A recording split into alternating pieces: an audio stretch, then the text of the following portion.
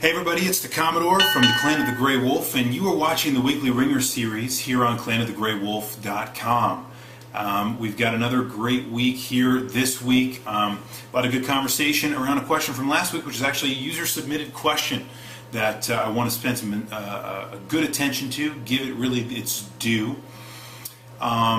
Really opened up a lot of veins of thought for me. Clearly it did with you guys as well.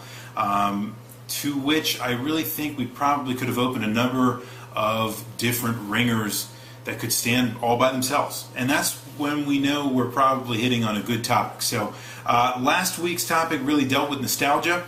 We'll deal with that in a little while, and I will obviously deal with the comments that you guys provided, which were great again this week, and also give you my own opinion, and then I'll ask you a question next week, for next week rather, that I think will have those of you that owned a Genesis very excited. All right, so as I always try to do here in the Weekly Wringer, I also want to welcome our new folks. And this week, for whatever reason, maybe it was because I made a little mention of it last week on the Weekly Wringer. I don't really know why, but we had a lot of new people. So a lot of new people jumped into the fray of conversation, which is always a great thing.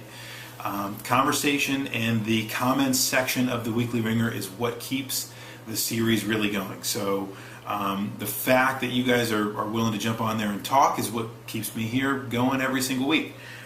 So I wanted to take some time to welcome our many new members today, and thank you all for joining the community. So first, we have, I'm just going to guess, Mr. Andy Cretin, I think is what that is. Otherwise, it's a jumble of letters that do not make much sense to me. In any case, welcome to you, Mr. Andy Cretin.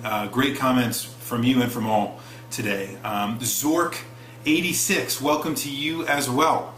Zork, awesome choice for a name. One of the most kind of fabled names in video games, especially from its history. So welcome to you, Zork86. Kane Highwind, an interesting little amalgamation of awesome names from Final Fantasy history. Kane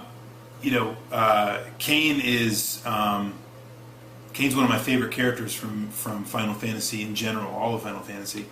And I noticed your icon was also holding into that. And on a week where we were talking about nostalgia, no less, we have Kane come on for the first comment. So thank you, Kane Highwind, for jumping on. The next one, Lul, is how I'm going to say that, Lul. If it ends up being any kind of other combination, let me know. But Lul is, I'm reading it like Jewel, but with L, right? So Lul, welcome to you as well. The next one, and last but certainly not least, is one that I'm definitely going to have to take a stab at. So I'm going to say that this is KHOG143. Maybe it's COG 143, but it looks to me like K-Hog. That's how I would put it down. So I'm going to go with that. In any case, welcome to all of you. Thank you so much for being a part of the Weekly Wringer, and I look forward to hearing what you guys have to say about this and many more topics in the future. Don't hesitate to be commenters moving forward. Like I say, that's what keeps the show going. So, welcome to all of you. Great to have you on board. Okay, that brings us to last week's question. Now, last week's question, as you'll recall, I asked about the force of nostalgia in the video game industry. Is it a force? And if it is a force, how, why, too much, too little, none at all, whatever the case might be. Now, I think before I get into specific comments, I want to make some kind of the generalizations and the general themes that we work through. And in the hopes that, I do this, guys, by the way, not because I want to snub your comments as the way to jump right in. Sometimes I do jump right in. But I like the idea of kind of distilling a lot of the central themes. That's what it's all about. It's what I think good gaming is about. It's what I think good critique and cultural critique is all about, which is what I'm really here for, I should say. And what the Clan of the Grey Wolf is really here for is good cultural critique, whether that be retro gaming, geek culture, whatever the case might be. Textual critique, however you want to look at what we do, which you could look at through many different lenses. But if we really boil this down, I think there were some central themes that were running through what you guys had brought up, and I think these are all great. One is, there's this kind of fight I'm not really sure how necessarily to put it, other than it's a dialectic tension, if you will, for those of you communication scholars out there. It is a dialectic tension, I think, between nostalgia and novelty. So you have on one hand this kind of idea that we should be, gaming should be focused around some of the things that made it wonderful before, things that made the past in gaming wonderful. And this idea of really clinging to things that are brand new, so new in fact that they have a kind of novelty to them. They are different, they are unique, and they are perhaps even innovative, but not necessarily, but they're novel, right? So you have the nostalgic, which is anything but novel. It's kind of the rehashing of something that used to be novel, and then novelty, which is something new. That's an interesting tension. I'm not sure it plays itself out in any real way in the arguments that come out in the comments or the discussion.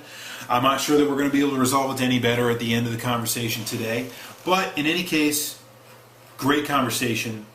Definitely a frame within which we can view the entire discussion today. The other thing is, or a couple other things I want to mention. Nostalgia is, I think many of you agree, nostalgia is not almost at all a force in new game development as much as it is for the development of things like HD remakes and things like that, which, I think some people would just say duh to that, right? But I think it's important to think about, because I asked if it was a force in gaming. And the reason why I asked that is because I was asking, do you think developers, people that go to develop new games, are using nostalgia, and publishers forcing developers to use nostalgia as a means of selling games and as a means of creating games that are commercially viable in one way, shape, or form? And, I think across the board, many of you just thought that it's really not a force in new games. In other words, the novelty side of that dialectic tension. And so, as a result, if it is a force, it's kind of subdued. It's kind of small. That seemed to be a prevailing discourse. The other idea is, I think there is a distinction that I want to highlight between nostalgia and capitalizing on the success of franchises. So, for example, the idea that Halo 4 is being created, to me, is not a nostalgia cash grab, because it is a well-established franchise within which you would expect to see many games coming out in the future. That's not a nostalgia grab. They're not trying to cash in on people that are still nostalgic for the experiences of the original Halo.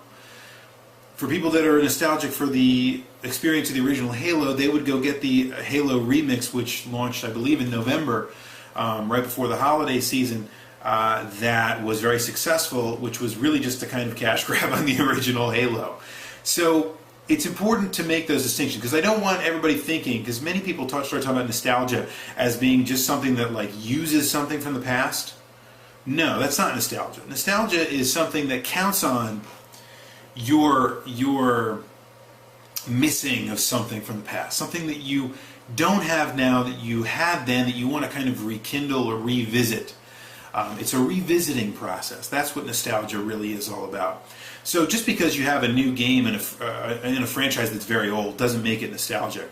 Now, let's say there is a kind of nod, hat tip to nostalgia in order to help sell the game. As in, there's a feature there that was central to an old game that is now here and is being touted as the kind of main feature of the new game. That's using a little bit of nostalgia. Or if there's, and I'm getting into my stuff, I'm going to pin that there just to, before I get into my own ideas, guys. That is kind of the prevailing discourse. Those were the things you guys were talking about. And they were the tensions we've got to try to find a way to resolve. But I think they're all central to the argument, or to the discussion around nostalgia in general in video games, and if it's a force or not. With that, diving into the comments, Mr. K got us kicked off with I thought, a bevy of good ideas. Let me start with this one. That Mr. Casey's company is moving away from nostalgia as fast as they can, because in the nostalgia novelty framework that Mr. K really speaks to, I think, expertly, companies are definitely trying to move toward novelty over nostalgia if those are indeed competing forces. One sells a crap load of games, one sells a lot of units, but isn't necessarily something that can continually pay the bills moving forward. And if you've seen anyone that really relies solely on nostalgia to produce games, you see a lot of commercial flops that don't necessarily sell very well. Might only sell or only sell one iteration that does very well. So I agree 100%. I think Mr. K is absolutely right. Companies are definitely running from the nostalgia shtick as much as they can. However, I think a lot of companies, especially indie companies, are trying to find new ways to harness nostalgic energy, and that, to me, is what I think, could be argued is a force, right? Because Mr. K goes on to say something that he sees the new iteration. So a Halo remake, for example, is just a cash grab on an old franchise. Absolutely true. But are cash grabs not a force in video gaming? To me, it seems like they are. Maybe they're not a huge force. Maybe they're not, maybe they're not as big as the new Call of Duty, right? But in some sense, they are a force, even if it's a force to be reckoned with, even if it isn't the driving force or the biggest force inside video gaming in general. So I think Mr. K's got 2 points there that I think are very interesting. One, that companies definitely are running as a prevailing discourse. No argument there. They are, although some are kind of finding their ways to kind of get in on it. The other two is, or the other point that Mr. K makes of the two is that those cash grabs exist, and those things are not necessarily leveraging nostalgia as much as, or they're not necessarily the force of nostalgia in video gaming that I think we're looking for to meet the threshold. So I understand, and I think I get it. Good points all around. Alberto Me talked about, really highlighted the genius of Nintendo in this regard, because they are unique. There are some categories, guys, where Nintendo is just unique, and I think they're trying. If you look at Nintendo now versus Nintendo even 5 or 6 years ago, now and that's probably too soon. Let's go back 10 years. Nintendo now is trying more and more to be that unique presence in video gaming that really sets its own rules. That's how they survive, that's how they win. And I think that's a beautiful thing. I love them for it. I think they do a great job of it. I'm not a fanboy like Rue is per se, but I definitely think Nintendo does, as Alberto Me says, they do both. They take that nostalgia versus novelty argument and they throw it out. They toss it to the wind. They say that's a false dichotomy, because nostalgia can be bottled up in a brand new experience that's fun and novel, so that you get everybody that was going to buy a nostalgic kind of romp, right, in a new game, versus those people that are just looking for a fun new experience on their new console, right? Nintendo does that expertly. New Super Mario Brothers 2, right? In fact, all the new Super Mario Brothers experiences have been fantastic in that regard. And then if you look at the way that Zelda has been reinvented over the years, which really, really plays well with the old Zelda set. The old folks that love Zelda and have since the beginning, but are creating awesome experiences that people that really have never played a Zelda game before could jump right into and have a lot of fun with. Nintendo is kind of the master in that regard. So Nintendo does both. And that's interesting. I'm not sure that anyone else can really do it nearly as effectively as Nintendo does. And as a result, it leaves a kind of void that I think other companies would love to be able to fill, but always seem to wind up short. So I think I agree with Alberto. I mean, Nintendo does both. And that, nostalgia really does it for some people, but that new and fresh experience really does it for others. And if you can harness both of those things, that's how you really sell games. And that's what Nintendo is trying to do. Red Mage talked about the idea. This might have been my favorite comment just because of the fact that it gets to the heart of something.